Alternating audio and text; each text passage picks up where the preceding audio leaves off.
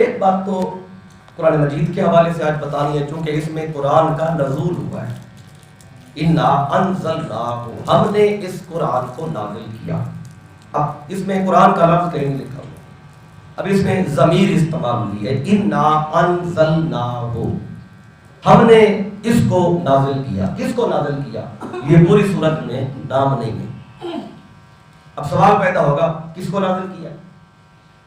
اب یہ ضمیر کب آتی ہے عربی زبان میں؟ جب پہلے کوئی ذکر ہو رہا ہو کسی شے کا، کسی ذات کا، اور وہ بات کرتے ہوئے بعد میں اس کی طرف اشارہ کر دیا جائے، اس کا نام نہ لیا جائے، اس وجہ سے وہ ضمیر آ جاتی ہے. ہم اس کا نام لینے کے بجائے اس کہہ دیتے ہیں.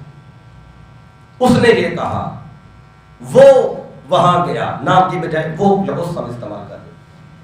اب پیچھے ذکر تو کچھ ایسا نہیں ہو رہا اس صورت میں، تو اس کا اشارہ ہمیں پچھلی صورت میں ملتا ہے.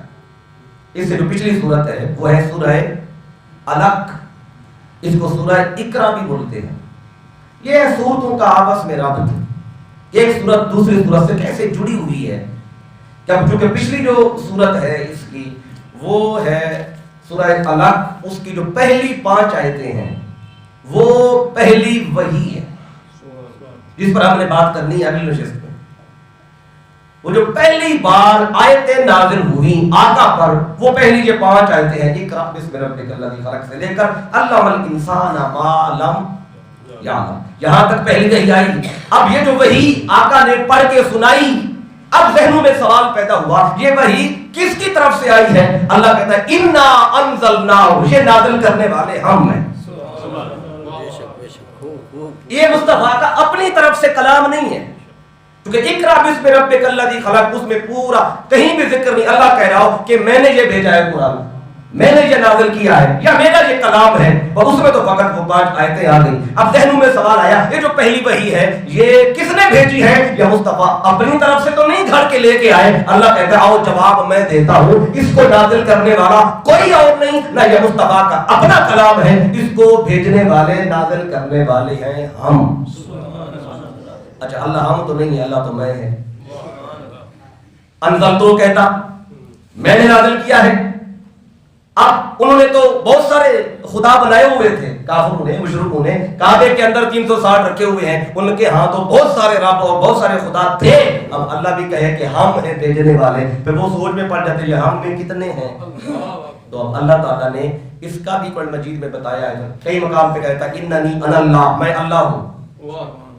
کہتا ہے میں، یہ نہیں کہتا ہم اللہ ہے، کہتے ہیں میں اللہ ہوں. تو یہاں میں کیوں نہیں کہا میں نے بھیجا، ہم کیوں کہا؟ کیونکہ بات ہے قرآن کے بھیجنے کی. تو اللہ کہتا ہے قرآن میں شک مت کرنا، کیونکہ جب اللہ کسی شے کا ذکر کرتا ہے اس کی عظمت بتانے کے لیے، اپنا ذکر ہو تو کہتا ہے میں، ساتھ کسی اور شے کا ذکر ہو پھر میں نہیں کہتا، کہتا ہے ہم. اس جب مصطفیٰ کو کوثر عطا کی تھی کہہ دیتا انا آتیتک الکوثر، اے حبیب میں نے آپ کو کوثر دی. کیونکہ بات کوثر کی تھی، کوثر پہ جھگڑا کرنا تھا لوگوں نے، کوثر پہ بات کرنی تھی، کوثر میں کیا ہے، کتنا ہے، کیسے ہے. اللہ کہتے ہیں بات سے بعد میں کرو، کیوں عطا کرنے والے ہیں ہم. اب رفعت ذکر کی بات کی، وہاں بھی میں نہیں کہا میں نے بلند کیا. اللہ کہتا ہے ورفعنا، ہم نے بلند کیا ہے.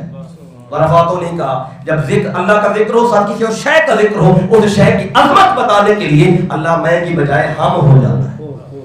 اب اللہ نے کہا یہ قرآن ہے کیونکہ یہ ہے زندہ معجزہ اور یہ ہے میرا کلام، اس لیے اس میں شک مت کرنا کیونکہ یہ میں نے بھیجا ہے. اب یہ جو قرآن ہے نا، قرآن معجزہ ہے اور زندہ معجزہ ہے. آج بھی قرآن معجزہ ہے، مت یہ سمجھیں کہ یہ پہلے تھا شاید اب نہیں ہے، یہ بھی غلطی ہے. کسی کے ذہن میں اگر یہ بات آئے تو آج بھی قرآن پاک زندہ معجزہ ہے. اگر قرآن کو اس شان کے ساتھ پڑھا جائے، سمجھا جائے، فقط چومنے کے لیے اگر قرآن کو اٹھائیں گے تو پھر وہ معجزے والی شان آپ کو نہیں نظر آئے گی.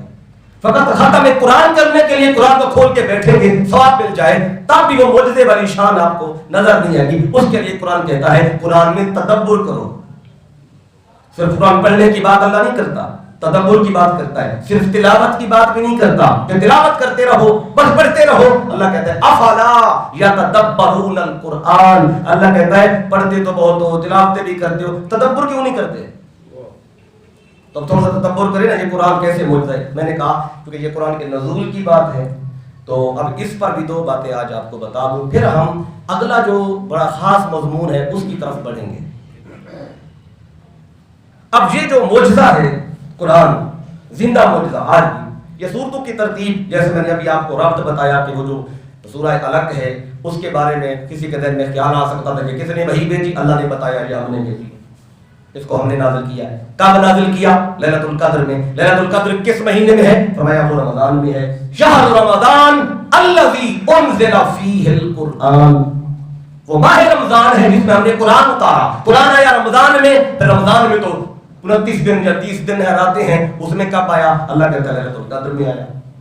تو ساری بدعتیں قرآن خود کر رہا ہے۔ اب یہ جو قرآن معجزہ ہے، یہ جو ترتیب ہے قرآن کی، ترتیب کتابی، ترتیب نزولی، یہ میں اگلی نشست میں آپ کو بتاؤں گا۔ سب سے پہلے وہی کون سی تھی، دوسری کون سی تھی، تیسری کون سی تھی، چوتھی کون سی، 5ویں، 6ٹھی، 7ویں، یہ ساری آپ کو بتاؤں گا۔ اور اس میں محدثین نے لکھا ہے ترتیب نزولی میں جو علم مولا علی کو تھا وہ کسی اور کو تھا ہی نہیں۔ اور مولا علی شریف خود کہتے ہیں کہ قرآن کی کوئی آیت ہے ہی نہیں جس کے بارے میں مجھے علم نہ ہو، کب آئی، کس پر آئی اور کیوں آئی۔ تو نزول کے حساب سے اگر کسی نے پوچھنا ہو تو مولا علی سے پوچھتے تھے، اور بعد میں لکھا ہے کہ مولا علی شریف خدا نے نزول کے حساب سے پورے قرآن کو بھی ترتیب دی ہوئی تھی۔ جب ترتیب کتابی آقا نے بتائی پھر آپ نے اس کو پھر وہ سامنے نہیں رکھا، پھر کس کی ترتیب کو سامنے رکھا ہے۔ یہ ترتیب کتابی بھی اللہ تعالیٰ کی طرف سے ہے، اپنی طرف سے آقا نے نہیں کیا۔ کیوں؟ کیونکہ آقا کے بارے میں اللہ نے بھی ذات دی ہے نا، کہ اللہ فرماتا ہے وما ينطق عن الهوى، مصطفیٰ اپنی مرضی سے لب بھی نہیں ہلاتا، جب بھی لب ہلتے ہیں ان هو الا وحی یوحا، وہ میری وحی ہوتی ہے تو لب ہلتے ہیں، اس کے بغیر ہلتے ہی نہیں ہے۔ یہ تو لب کا ہلنا ہے، یہ تو بول ہے، کون ہے، اور وہ رہ گیا مصطفیٰ کا عمل۔ تو اللہ پھر وہاں فرماتا ہے قرآن مجید میں ان اتبع الا ما یوحا الی، اے حبیب بتا دے میں بولتا ہوں تب بھی رب کی مرضی سے، اگر کچھ کرتا ہوں تب بھی رب کی مرضی سے۔ اب آقا نے ترتیب لگوائی ہے نا، تو یہ اس میں رب کی مرضی ہے۔ اب اس ترتیب کتابی میں 3 چیلنج کیا اللہ تعالیٰ نے قرآن مجید میں۔ اب قرآن کا معجزہ ہونا آپ کو بتانے لگا ہوں۔ 3 چیلنج کیے۔ ایک چیلنج کیا اللہ تعالیٰ نے قرآن مجید کا کافروں کو، مشرکوں کو، تو یہ اللہ کہتا ہے ہم نے نازل کیا ہے، وہ کہتے تھے نہیں مصطفیٰ اپنی طرف سے لے کے آتے ہیں۔ تو اللہ نے فرمایا پھر آؤ اگر یہ تم میری طرف کی بجائے اگر کسی اور کی طرف منظور کرتے نا قرآن کو، تو اللہ کہتا ہے پھر قرآن جیسا قرآن لے آؤ۔ اگر تم کہتے ہو یہ بندے کا کلام ہے، تم بھی بندے ہو، لے آؤ قرآن جیسا کلام۔ تو جب یہ کہا نا قرآن جیسا قرآن لاؤ، یہ اللہ نے بتایا ہے سورہ بنی اسرائیل میں۔ اور سورہ بنی اسرائیل کہاں رکھی گئی ہے؟ یہ 15ویں پارے میں، اور 15 ادھر اور 15 ادھر، 15 کتنے ہو گئے؟ 30۔ تو ٹوٹل کتنے پارے ہیں؟ 30۔ اس کا ہاف آدھا بنتا ہے 15۔ تو جب یہ اللہ نے بتانا تھا نا کہ قرآن جیسا قرآن لاؤ، تو پھر یہ بات رکھیے قرآن کے نصف میں، آدھا قرآن ادھر اور آدھا قرآن ادھر، تاکہ جو پڑھ رہا ہو وہ پڑھتے ہوئے بھی اس کو پتہ چلے یہ جو بات پڑھ رہا ہوں۔ اللہ کہتا ہے قل، اے حبیب نے بتائیں لئن اجتمعت الانس والجن، اگر یہ سارے انسان اور جن یہ سارے جمع ہو جائیں، مل جائیں آپس میں، کس بات پر؟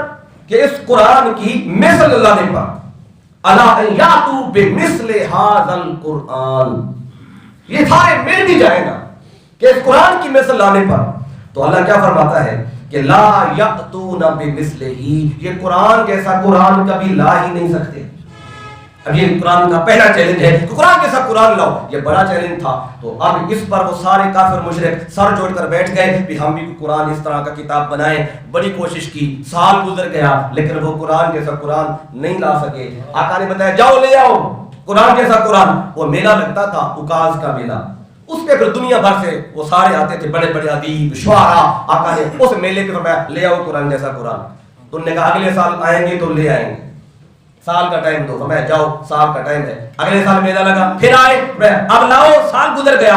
انہوں نے کہا بڑے بڑے سردار تھے جو کافروں کے، مشرکوں کے، مکے کے جو بڑے بڑے لوگ، انہوں نے کہا بڑے بڑے ادیبوں سے بھی لے آؤ، بھی سال گزر گیا ہے، کچھ ملا ہے؟ کہنے لگے نہیں مل سکا، قرآن جیسا قرآن نہیں مل سکا۔ تو اللہ نے پھر چیلنج کو تھوڑا کم کر دیا، تو میں قرآن جیسا قرآن تو تم نہیں لا سکتے، لیکن جب قرآن کی بات کی، بات رکھی آدھے قرآن میں، آدھا ادھر آدھا ادھر، اس جیسا جب یہ ذکر آتا ہے نا تو سارا قرآن سامنے، آدھا ادھر اور آدھا ادھر ہے۔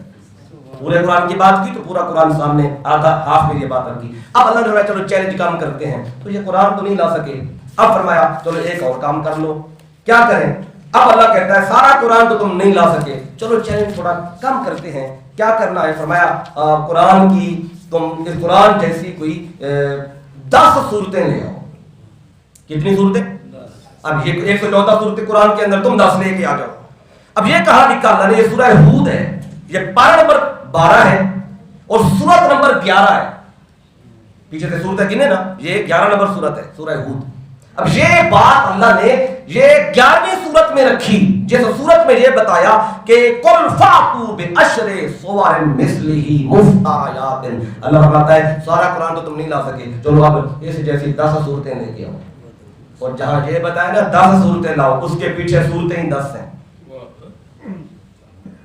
یہ 11ویں صورت ہے سورہ ہود۔ اب یہ قرآن ہے میرے سامنے، آپ پڑھ کے دیکھ لیں، ترتیب کتابی میں بھی معجزہ ہے، اللہ نے خود ترتیب دلوائی ہے۔ اب جب کہا نا کہ 10 لاؤ، چونکہ اس کے پیچھے ہی 10 تھیں، 10 لے کے آ جاؤ۔ اب 10 صورتیں وہ سال گزر گیا، نہیں لا سکے، اللہ نے کہا چلو چیلنج اور کام کرتے ہیں، قرآن بھی نہیں لا سکے، 10 صورتیں بھی نہیں لا سکے۔ اب اللہ نے یہ سورۃ البقرہ میں فرمایا وَإِن كُنتُمْ فِي رَيْبٍ مِّمَّا نَزَّلْنَا عَلَىٰ عَبْدِنَا فَأْتُوا بِسُورَةٍ مِّن مِّثْلِهِ۔ اللہ کہتے ہیں 10 کو بھی چھوڑو، سارا قرآن بھی چھوڑو، اب اس قرآن کی صورت جیسی کو ایک صورت لے آؤ۔ اب بات ایک پہ ایک صورت لاؤ۔ اب جب اللہ نے یہ کہا نا ایک صورت لاؤ، اس کے پیچھے صورت ہی ایک ہے۔ اب پڑھ کے دیکھ رہے سورہ بقرہ ہے، اس کا ایک صفحہ پیچھے جائیں تو ایک صورت پیچھے فاتحہ ہے۔ تو اللہ نے جب ایک صورت تھی پیچھے، دوسری صورت میں یہ بات کرنی تھی تو کہا ایک صورت لاؤ، جب 11ویں صورت میں لکھا تو 10 صورتیں لاؤ، جب قرآن کے سینٹر میں کہا تو قرآن جیسا قرآن لاؤ۔ اب یہ ایسے نہیں آ گئی یہ باتیں یہاں پہ قرآن مجید میں، اگر اس کو دیکھیں تو یہ بات قرآن خود بولتا ہے، میں زندہ معجزہ اللہ تعالیٰ کا۔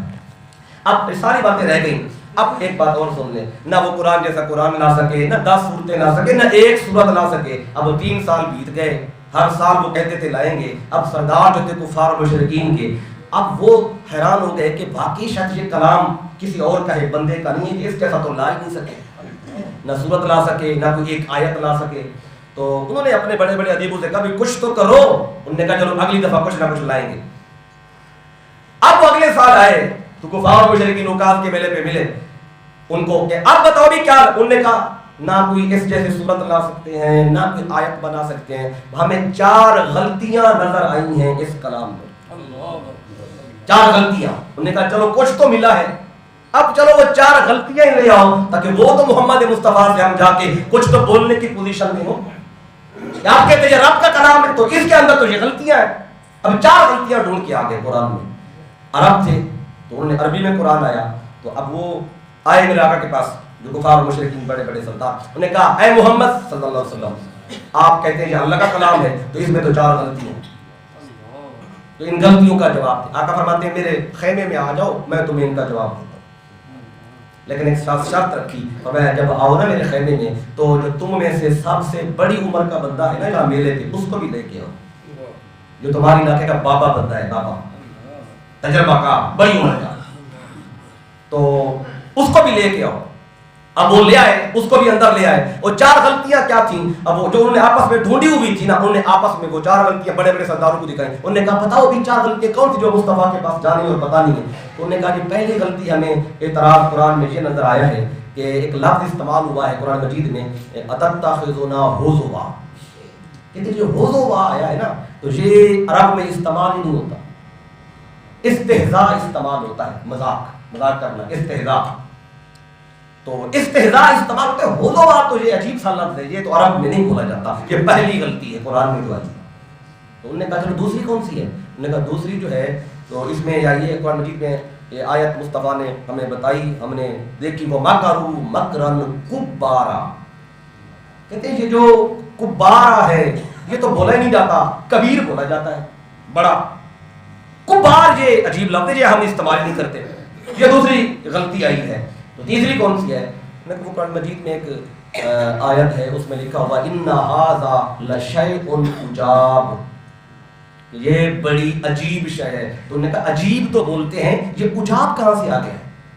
اور شیء تو کہا جاتا ہے، لا شیء یہ لام بھی اضافی لگا ہوا ہے، یہ لفظ بھی ہم نہیں بولتے، عجاب بھی نہیں بولتے۔ تو یہ 4 غلطیاں ہیں، لا شیء بھی کوئی نہیں بولتے، عجاب بھی کوئی نہیں بولتے، کبار بھی کوئی نہیں بولتے، اور ہزوا بھی ہم کوئی نہیں بولتے۔ یہ 4 غلطیاں ہیں قرآن میں، اس سے پتہ چلتا ہے کہ کلام اللہ کا نہیں ہے۔ اس کا ہوتا تو پھر غلطی نہ ہوتی. تو کافر بڑے خوش ہو گئے, بڑے بڑے سرداروں نے کہا بڑا تم کام کر آئے ہو, چلو اب مصطفیٰ کے خیمے میں. انہوں نے کہا تھا جاتے ہوئے کہ بڑا جو ہمارے علاقے کا بندہ ہے نا بڑی عمر کا, اس کو بھی لانا. انہوں نے پورے میلے میں ڈھونڈا کہ سب سے بزرگ بندہ ہو بڑی عمر کا, تو اس کو ڈھونڈا. تو وہ مشکل سے چلتا تھا تو اس کو ساتھ لیا. وہ بابا تھوڑا مشکل سے ہی چلتا ہے, سہارے سے چلتا ہے, تو اس کو اندر لے آئے. اب وہ بھی آ گئے اور ساتھ وہ بابا بھی, بابے کو آگے داخل کیا کیونکہ وہ بڑی عمر کا تھا, یہ ساتھ آ رہے تھے. جب آقا نے دیکھا بڑی عمر کا بزرگ ہے, کمر جھکی ہوئی ہے, وہ آ رہا ہے, تو آقا صلی اللہ علیہ وسلم بیٹھے رہے. جو ہی وہ آ کے بیٹھ گیا, اور بڑی عمر کے بندے بیٹھتے ہوئے بڑی مشکل سے بیٹھتے ہیں, جلدی جلدی تو نہیں بیٹھتے, تو بڑی مشکل سے وہ جو ہی بیٹھا, اس کے بیٹھنے کے فوراً بعد آقا کھڑے ہو گئے. جب تک وہ کھا رہا حضور بیٹھے رہے. اب جب آقا اٹھے, وہ بیٹھ چکا تھا, اس نے کہا پیغمبر کھڑا ہے تو میں کیوں بیٹھا ہوں. تو وہ بھی بڑی مشکل سے اٹھ کے اونچ نیچ کرتے کرتے بیچارہ کبھی ٹانگوں کو پکڑے, کبھی کمر کو پکڑے, پھر کھڑا ہوا. اب جو ہی سیدھا ہوا حضور پھر بیٹھ گئے. یعنی وہ اٹھتا تھا آقا بیٹھ جاتے, وہ بیٹھتا حضور کھڑے جاتے. یہ 3 بار ایسے کیا, اور وہ بھی سارا یہ منظر دیکھ رہے تھے. وہ بابا تھا, جب وہ 3 دفعہ اٹھا بیٹھا تو کیا حالت ہو چکی ہوگی بابا کی. تو بابا چڑچڑا ہو گیا. تو اس چڑچڑا جب ہوا نا, تو وہ کہنے لگا یا محمد صلی اللہ علیہ وسلم اتتخذنی حضوا, تو میرے ساتھ مذاق کر رہے ہو. اب وہ لفظ جو وہ ڈھونڈ کے آئے تھے بڑے بڑے شعراء اور عالم کہ یہ قرآن میں ایسا لفظ ہے جو نہیں بولا جاتا, تو وہ بابا تو وہی لفظ بولنے لگ گئے. اب بابے کو بھی کوئی نہیں پتا یہ کیا ڈھونڈ کے آئے کھڑے ہیں. اب اس نے کہا یا محمد صلی اللہ علیہ وسلم اتتخذنی حضوا, میں بڑی عمر کا بندہ ہوں, میرے ساتھ مذاق کر رہے ہو, میرا مذاق اڑا رہے ہو. میں اٹھتا ہوں تو بیٹھ جاتے ہیں, میں بیٹھتا ہوں تو آپ اٹھ جاتے ہیں, دیکھ بھی رہے ہیں میں بڑی مشکل سے اٹھ بیٹھ رہا ہوں. پہلا جملہ اس نے کہا اتتخذنی حضوا, اور جب یہ بول لیا اب وہ ایک دوسرے کا منہ کو دیکھیں تو غلطیاں نکال کے لائے تھے. ہم حضوا نکال کے لائے تھے, وہ یہ بول پڑا ہے. اب بابا کیوں بڑی ہوا, بابے نے اگلا بھی جملہ کہا, کہنے لگا وَإِنِّي شَيْخٌ قُبَّارٌ, آپ میرا مذاق اڑا رہے, حالانکہ میں بڑی عمر کا بندہ ہوں. سبحان اللہ, میں شیخ الکبیر نہیں بلکہ کبار ہوں. اور وہ کبار ڈھونڈ کے آئے کھڑے تھے. یہ کبار لفظ قرآن مجید میں جو ہے یہ استعمال نہیں ہوتا, تو اب کبار بھی بول کھڑا اور حضوا بھی بول کھڑا. اب رہ گئے تھے 2 لفظ. اب وہ آپس میں بڑے پریشان کہ بابا یہ نہ بول دیں. ابھی بابا چپ نہیں ہوا تھا, بعد نے تیسرا جملہ کہا, کہنے لگا وَإِنَّ هَذَا مِنْكَ لَشَيْءٌ عُجَابٌ, اے محمد یہ کرنا آپ کی ذات سے تو بڑا عجیب ہی لگتا ہے. کوئی اور کرتا ایسا مذاق تو تب تو ٹھیک تھا, آپ ایسا مذاق میرے ساتھ کر رہے ہیں. وَإِنَّ هَذَا مِنْكَ لَشَيْءٌ عُجَابٌ, تو لَشَيْءٌ عُجَابٌ بھی وہ بول پڑا, حضوا بھی بول پڑا, کبار بھی بول پڑا. وہ جو 4 اعتراض لائے تھے چپ کر کے وہاں سے بھاگ گئے. انہوں نے کہا یہ بندے کا کلام نہیں ہے, یہ رب کا کلام ہے. اب یہ میں نے آپ کو بتا دیا یہ قرآن کا معجزہ ہونا, اس میں بہت ساری باتیں ہیں, بس سمجھنے کے لیے اتنی کافی ہے کیونکہ اس میں اللہ نے نزول قرآن کی بات کی ہے. اور قرآن کس نے نازل کیا, ہم نے نازل کیا ہے. اب کس میں جو ایک مضمون پچھلی نشست میں رہ گیا تھا, یہ رہ گیا تھا, ایک دوسرا مضمون, اور پھر تیسرا جو بڑا خاص ہے وہ میں نے اینڈ پہ بتانا ہے. تو پھر اس میں سے اگر تو رہ گیا تو پھر اگلے جو میں بتا دوں گا. ہم نے تو ہر جمعے یہ بتانا ہی ہوتا ہے.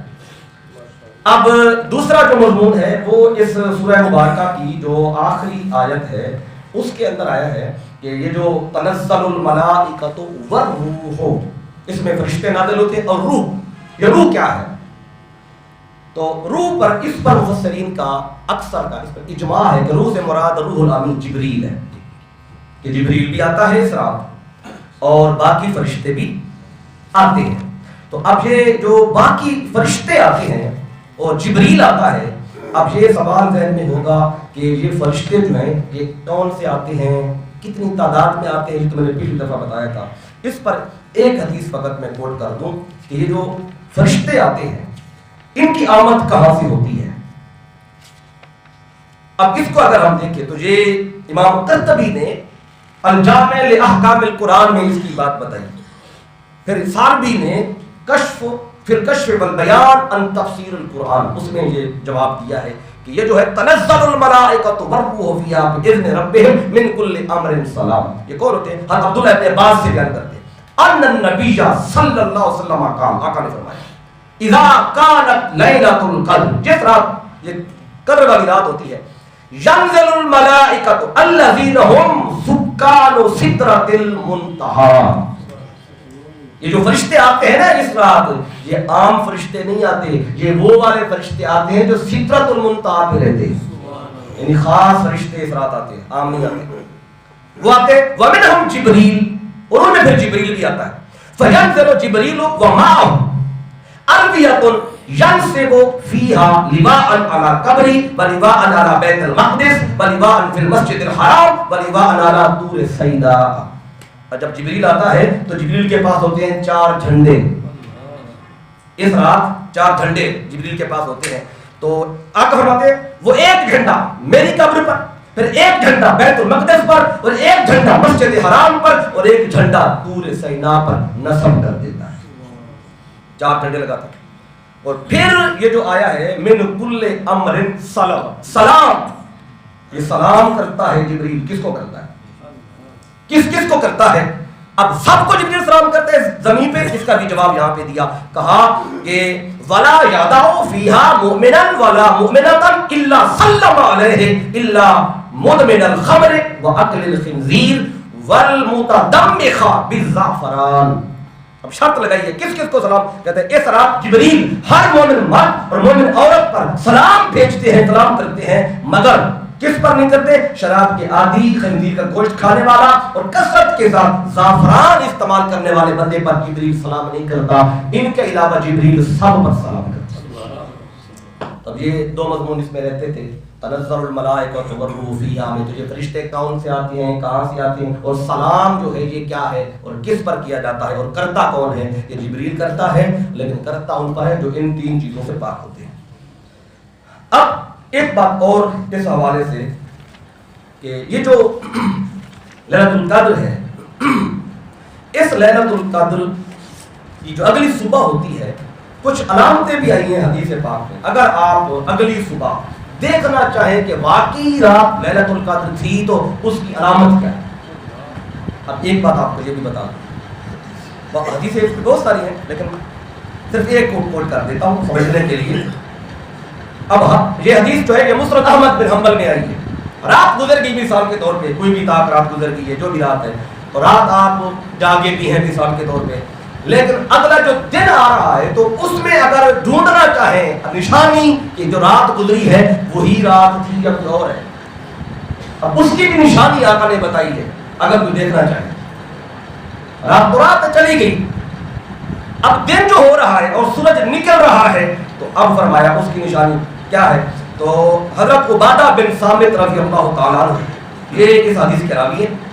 حدیث آئی ہے مسند احمد بن حنبل میں، اور مسند احمد بن حنبل میں حدیث کا نمبر ہے 22,817. اب میں نے آپ کو پہلے صحابہ کرام کی استنباط بھی بتائے تاکہ پتہ چل جائے ان کے نزدیک کون سی ہے. اب پھر صبح کی نشانی بھی دیکھ لیں، یہ بھی آپ تجربہ کر لیجئے گا، آپ کو یہ بھی نشانی ملے گی. حضرت عبادہ بن صامت کہتے ہیں آقا صلی اللہ علیہ وسلم نے فرمایا جو رات گزر جائے گی پتہ کرنا چاہیے وہ رات گزرتی ہوئی کیسی ہے، اس کی صبح کو 2 نشانیاں ایک حدیث پاک میں.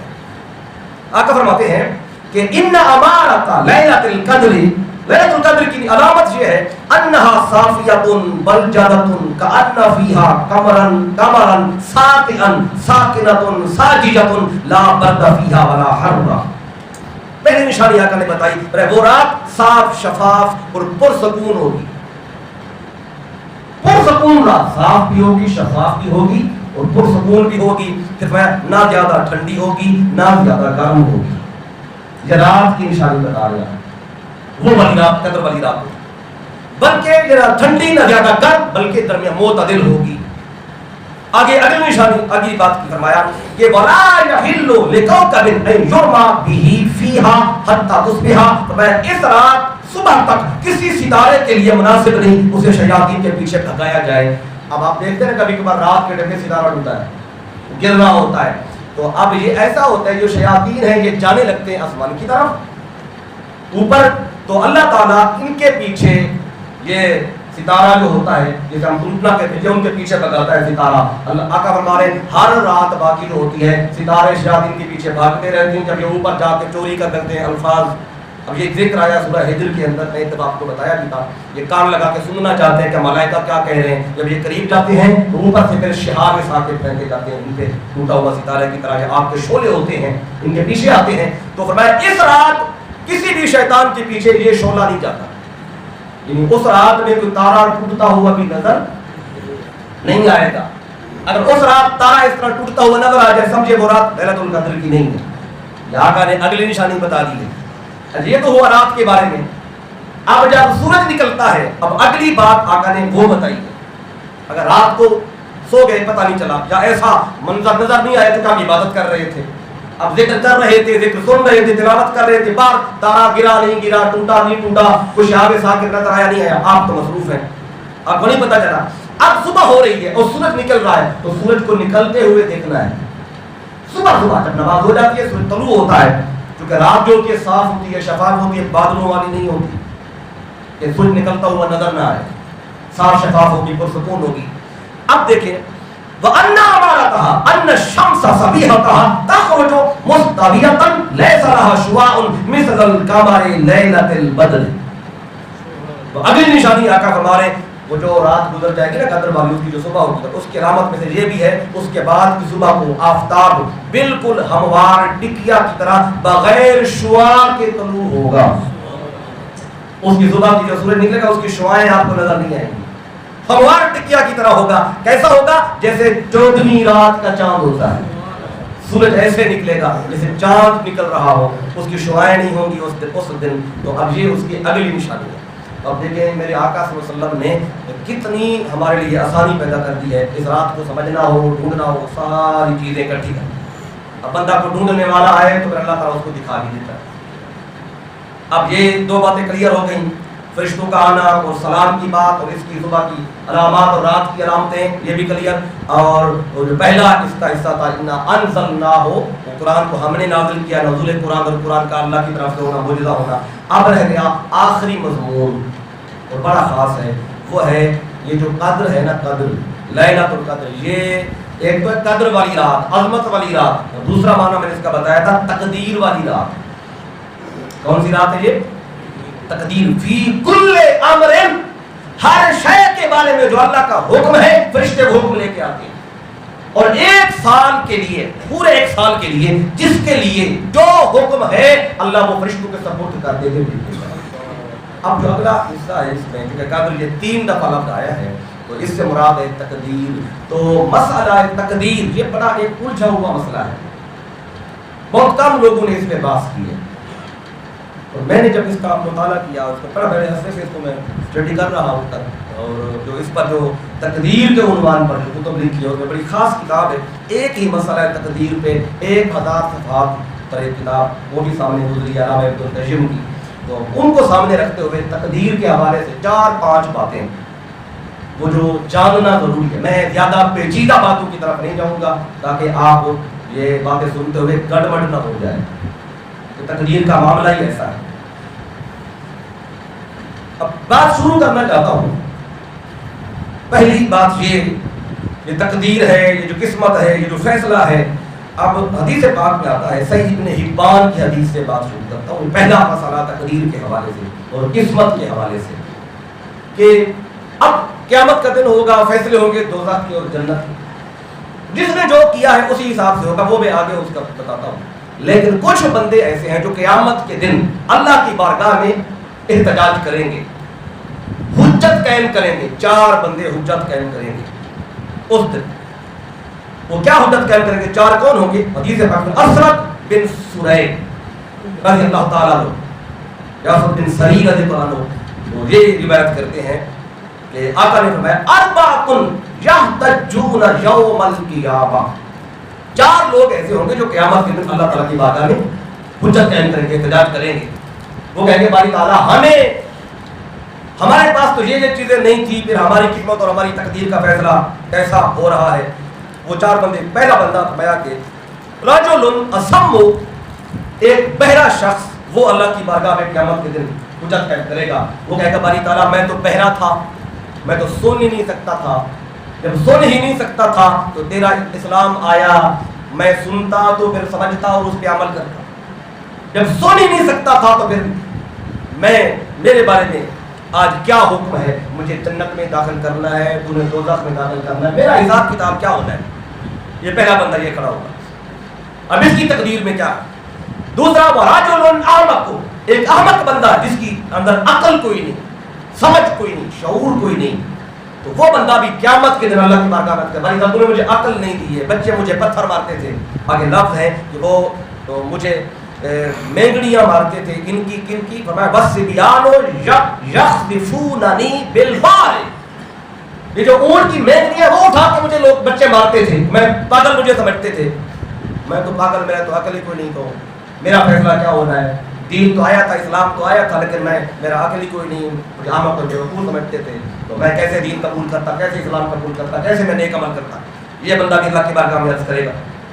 پھر تیسرا بندہ جو احتجاج کرے گا, وَرَجُلٌ حَارِمٌ, وہ بڑی عمر کا بندہ جو اس عمر میں پہنچ چکا تھا کہ بڑا شدید ضعیف ہو چکا تھا, سننا سمجھنا اس کے لیے پاسبل نہیں تھا. اس وقت اسلام آیا اس کے سامنے, تو وہ کرے گا باری تعالیٰ میں تو عمر گزار چکا تھا, اب سوچنے سمجھنے کی صلاحیت ہی نہیں رہی تھی, میں تو اس عمر میں جا چکا تھا, اب میں کیسے تیرا اسلام قبول کرتا.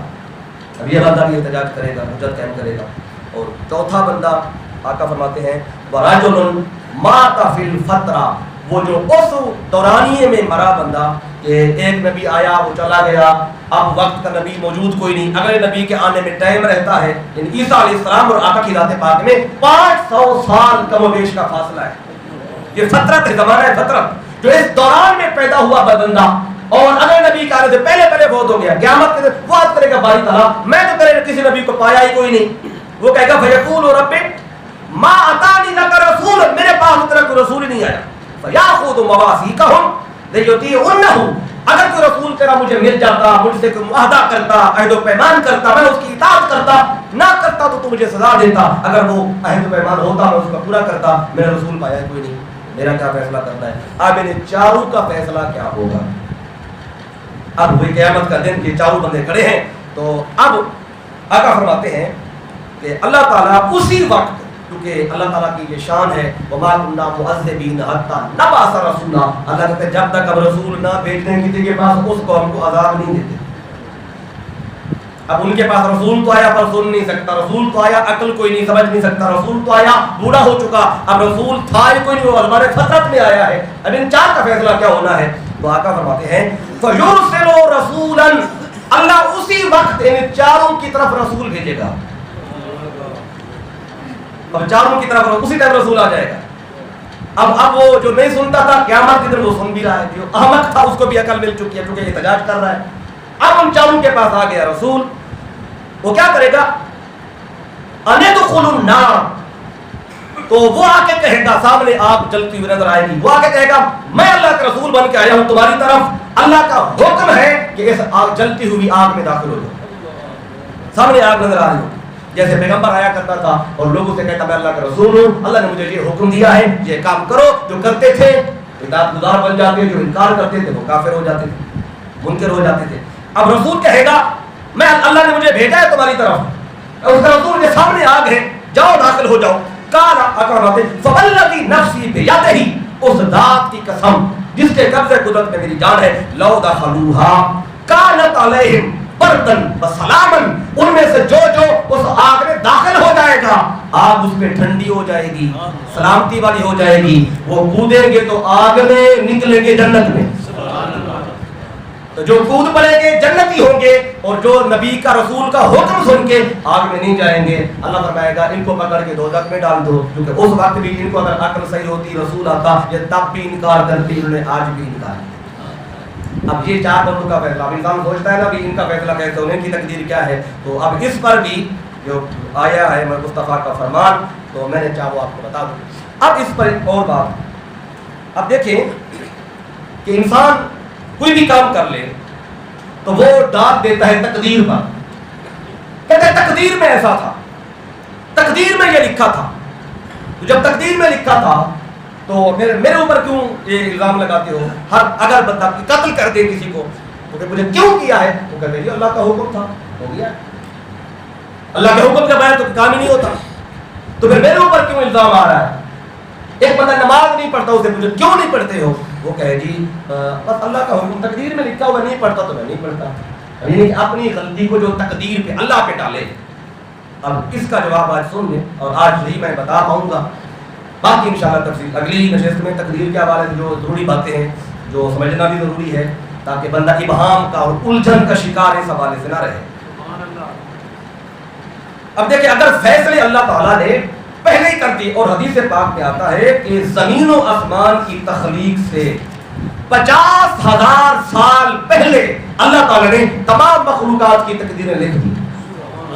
صحیح مسلم کتاب القدر، اس میں کتاب القدر میں حدیث کا نمبر ہے 16، حضرت عبداللہ بن عمر بن عاص رضی اللہ تعالیٰ عنہما آپ روایت کرتے ہیں، کہتے سمیت رسول اللہ، میں نے آقا سے خود سنا، آقا نے فرمایا یقولو کتب اللہ المقادیر الخلائق، اللہ نے تمام مخلوقات کی تقدیریں لکھ دی قبل ان یخلق السماوات والارض ب50 الف سنہ، کہ زمین و آسمان کے بنانے سے 50,000 سال پہلے ہی اللہ نے تمام مخلوقوں کی تقدیریں لکھ دی، جو پہلے لکھی جا چکی ہیں۔ تو بندہ کہہ سکتا ہے کہ تقدیر چونکہ پہلے لکھی جا چکی ہے تو پھر میرا کیا قصور ہے، تقدیر میں لکھا تھا ایسے ہو گیا۔ اب یہ بہت بڑا مسئلہ ہے، اب اس کو آج میں شروع کر رہا ہوں، آج ختم تو نہیں ہو پائے گا کیونکہ میں اس میں کم و بیش کوئی 20 سے 25 منٹ یا آدھا گھنٹہ مجھے اس پر درکار ہے، جو میں نے اس پہ احادیث اکٹھی کی ہیں، اور جو سننے کے بعد آپ بالکل یہ روز روشن کی طرح بات آپ کو کھول کے سامنے آ جائے گی کہ اب یہ بات کیا ہے۔ اب بندہ تو ڈال دیتا ہے، کہتا ہے جی تقدیر 50 سال پہلے لکھی گئی ہے، تو پھر تقدیر میں یہی لکھا تھا، قتل کر دیا ہے تو تقدیر میں یہی لکھا تھا، نماز نہیں پڑھتا تو تقدیر میں اللہ نے پہلے تو لکھا ہوا میں نے نہیں پڑھنی۔ تو اب اس مسئلے کو کلیئر کر لیں۔ دیکھیں پہلی بات تو یہ ہے کہ ایک ہے علم الہی، علم الہی، اللہ تعالیٰ کے علم میں یہ بات پہلے سے ہے کہ یہ بندہ اتنے سال عمر پائے دوں گا میں اس کو، اس عمر میں اس کو اختیار بھی دیا ہے، اچھا بھی کر سکتا ہے برا بھی کر سکتا ہے، اور جن کے اندر عقل نہیں ہے اچھے برے کی، ان کا میں نے فیصلہ پہلے آپ کو بتا دیا تاکہ آپ یہ نہ سمجھ رہے کہ عقل نہیں تھی، یہ نہیں تھا، وہ 4 بندوں کا فیصلہ پہلے آپ کو بتا دیا، ان پر اللہ ظلم نہیں کرے گا۔ اور جن کو عقل دی، شعور دیا، سمجھ دی، فہم دیا، اور اللہ کہتا ہے وَنَفْسٍ وَمَا سَوَّاهَا فَأَلْهَمَهَا فُجُورَهَا وَتَقْوَاهَا، اللہ کہتا ہے ہر نفس و جان کو ہم نے شعور الہام کر دیا ہے، فجور کا بھی دے دیا، تقویٰ کا بھی دے دیا، نافرمانی بھی سمجھا دی، فرمانبرداری بھی سمجھا دی، بندگی بھی بتا دی، تقویٰ بھی بتا دیا۔ کوئی بندہ ایسا ہے ہی نہیں جس کو ہم نے تقویٰ اور عبادت شعور اس کا الہام نہ کیا ہو، اور بندگی کا اور گناہ کا شعور ہم نے الہام نہ کیا ہو۔ فجور کا بھی سب کو پتا ہے، تقویٰ کا بھی سب کو پتا ہے۔ اب جن کو عقل نہیں ہے اس کا فیصلہ میں پہلے بتا چکا، وہ اس سے خارج ہو چکے ہیں۔ اب جن کے پاس عقل ہے، جن کو پتا ہے کہ یہ اچھا ہے یہ برا ہے، اللہ تعالیٰ نے الہام کیا ہے، اور بعض لوگ آ کے پوچھتے ہیں بھی کوئی غلط کام کیا یا رشوت لی، اس طرح کا کام کیا، تو پھر آ کے مسئلہ پوچھتے ہیں بتائیں یہ جائز ہے نہ جائز ہے۔ ایک صحابی آئے تھے تو وابسہ رضی اللہ تعالیٰ عنہ، اور آقا سے آ کے سوال کر رہے تھے، آقا بتائیں خیر کیا ہے شر کیا ہے؟ تو یہ سوال لے کے ابھی بولا نہیں تھا، یہ سوال آئے پیچھے پیچھے بیٹھے، آقا فرماتے اے وابسہ پیچھے نہ بیٹھ، آ گیا، وہ اٹھے تھوڑا سا آگے کے پھر بیٹھ گئے، آقا فرماتے اور آ گیا، وہ اٹھا تھوڑا قریب آ کے پھر بیٹھ گیا، تیسری بار آقا فرماتے اے وابسہ اور آ گیا، وہ کہتے ہیں میں اتنا قریب ہو گیا کہ میرے گھٹنے مصطفیٰ کی گھٹنوں سے ٹچ ہو گئے۔ آپ جب تیسرا قریب بیٹھا تب آقا نے فرمایا اے وابسہ خیر اور شر کا پوچھنے آیا ہے نا؟ وہ کہتے جی آقا میں یہی پوچھنے آیا تھا۔ تو آقا فرماتے ہیں خیر اور شر کا میں بتا دوں یا تو خود بتا دے؟ تو عرض کیا آقا مجھے پتا ہوتا خیر کیا ہے شر کیا، میں آپ سے کیوں پوچھنے آتا؟ تو آقا نے اس کے سینے پہ ہاتھ رکھا، پھر ما حاک فی صدری کا، جو بات تیرے دل میں کھٹکے سمجھے وہ شر ہے، اور جس بات پہ تیرا من کہے ٹھیک ہے وہ خیر ہے۔ کیونکہ فَأَلْهَمَهَا فُجُورَهَا وَتَقْوَاهَا، ہم نے فجور بھی الہام کر دیا ہے، تقویٰ اور نیکی بھی ہم نے الہام کر دی ہے۔ خیر کا بھی سب کو پتا ہے، شر کا بھی سب کو پتا ہے۔ جو چوریاں کرتا ہے بندہ، کیا وہ چوری کو اچھا سمجھتا ہے؟ اگر اچھا سمجھتا ہے تو اپنے گھر چوری کیوں نہیں ہونے دیتا؟ جو گالیاں دینا اچھا سمجھتا ہے اسے تو گالی دے، اس سے لڑ کیوں پڑتا ہے؟ جو عزت تار کرنا اچھا سمجھتا ہے جب اسے کوئی بات کرے تو اس پہ لڑتا کیوں ہے؟ مطلب کہ شعور یہ سب کو الہام ہے اچھائی برائی کا، اب دیکھنا یہ ہے کہ من کی طرف توجہ کرنی ہے. آپ کا ضمیر جسے آپ بولتے ہیں وہ ضرور بتائے گا تو غلط کر رہا ہے. اور کبھی کبھی آپ بیٹھے بیٹھے خود سے بھی تو باتیں کرتے ہیں نا, کہتے نہیں نہیں تو نے ٹھیک نہیں کیا, اور عقل کہتی ہے نہیں نہیں تیرا حق تھا رشوت لیتے ہوئے, وہ تیرا حق ہے کیونکہ مہنگائی اتنی ہو گئی ہے, مہنگائی اتنی ہو گئی ہے کہ اب رشوت کا بغیر کام نہیں چلتا. یہ دلیل آتی ہے اس کے پاس اور دل اس کا کہتا ہے کہ نہیں تو نے غلط کیا ہے, رشوت لینا جائز نہیں ہے. اب یہ شعور ہر بندے کے اندر اللہ تعالیٰ نے کام کیا ہوا.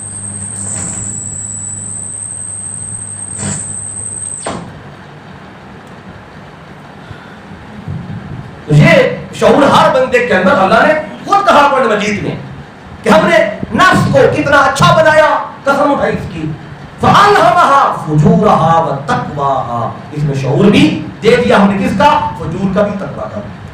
اب یہ کوئی ایسی بات نہیں کہ شے خیر اور شر کا, اچھائی کا برائی کا, اچھے اور صحیح اور غلط کا, یہ ہر بندے کے اندر ایک دیا جل رہا ہے اگر بندہ اس سے کچھ حاصل کرنا چاہے. اب اگر کوئی عمل کر لیا اور منسوخ کر دیا اللہ کی طرف, اللہ نے یہی لکھا تھا کہ 50,000 سال پہلے تقدیر لکھی جاتی ہے. اب میں یہ بات آپ کو بتا رہا تھا, ایک ہے علم الہی, اللہ تعالیٰ کو پتا ہے قیامت تک کس نے کیا کرنا ہے, جس جس کو بنانا تھا اللہ نے, عمر کتنی دینی ہے اللہ کے علم میں تھا. تو اب اس میں یہ اچھا کرے گا, یہ برا کرے گا, یہ صحیح راہ میں چلے گا, یہ نہیں چلے گا, وہ اللہ کے علم میں تھا. اس علم کے مطابق اللہ نے لکھ دیا. اب بندے اسی کے مطابق جو اللہ نے علم کے مطابق لکھا, اب بندے اپنے اختیار کے مطابق ویسا کرتے رہتے ہیں, اسی راہ پہ چلتے رہتے ہیں. کرتا بندہ خود ہے. اگر اللہ کی طرف منسوخ کرنے سے قرآن مجید سے آپ کو بتا دیتا ہوں, وضاحت اگلی نشست میں بتاؤں گا. جب اللہ تعالیٰ نے ابلیس کو نکالا, ابلیس کو جب نکالا اپنی بارگاہ سے, جنت سے نکل گیا, راندہ درگاہ ہو گیا, مردود ہو گیا. جب نکلا تو جاتے جاتے اللہ سے کہتا ہے کالا فَبِمَا أَغْوَيْتَنِي, کہنے لگا باری تعالیٰ یہ جو تو نے مجھے گمراہ کیا ہے, یہ جو تو نے مجھے گمراہ کیا. اب کیا کہتا ہے کہ گمراہ مجھے اللہ نے کیا ہے. اب اس نے اپنی غلطی اللہ پہ ڈال دی. باری تعالیٰ تو نے مجھے گمراہ کیا, جو قرآن مجید میں کہنے لگا جو تو نے مجھے گمراہ کیا ہے, لَأَقْعُدَنَّ لَهُمْ صِرَاطَكَ الْمُسْتَقِيمَ, اب میں تیرے سیدھی راہ پہ بیٹھوں گا, کھاد لگا کے تاغ لگا کے تیرے بندوں کو بھٹکاؤں گا. اور کہا تو نے مجھے گمراہ کیا ہے. تو جو اپنی غلطی کو منسوب کر رہا ہے تقدیر کی طرف اور اللہ کی طرف, اس کا نام ہے ابلیس.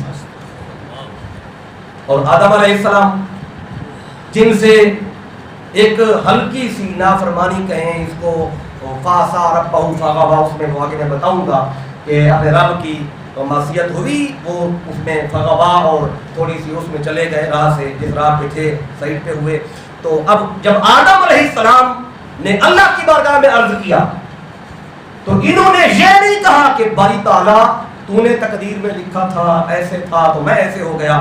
انہوں نے جب زبان کھولی کہنے لگے ربنا ظلمنا انفسنا, اے ہمارے رب ہم نے اپنی جان پہ ظلم کیا. تو آدم کہتا ہے یہ جو غلطی ہوئی یہ مجھ سے ہوئی ہے, اور ابلیس کہتا ہے مولا یہ تو نے کیا ہے. اب اس سے دو راہیں مل گئیں, جو اپنی غلطی کو, اپنے گناہ کو, اپنی خطا کو اللہ کی طرف منسوب کرے, تقدیر پہ لے کے جائے, تقدیر میں جو لکھا تھا وہ ابلیس کی راہ پر ہے, اور جو اپنے گناہ کو اپنا گناہ سمجھے, خطا کو خطا سمجھے, اللہ سے معافی کی طرف جائے, وہ راستہ ہے آدم علیہ السلام پر. اب یہ قرآن مجید سے ایک رات متعین ہو گئی. اب رہ گئی اس حوالے سے آج کی آخری بات. وہ دیکھیں میں علم الہی کی بات کر رہا تھا تو اللہ کے علم میں تھا. اب میں ایک سادہ سی مثال ایک دے دوں آپ کو, میں بات ختم کرتا ہوں.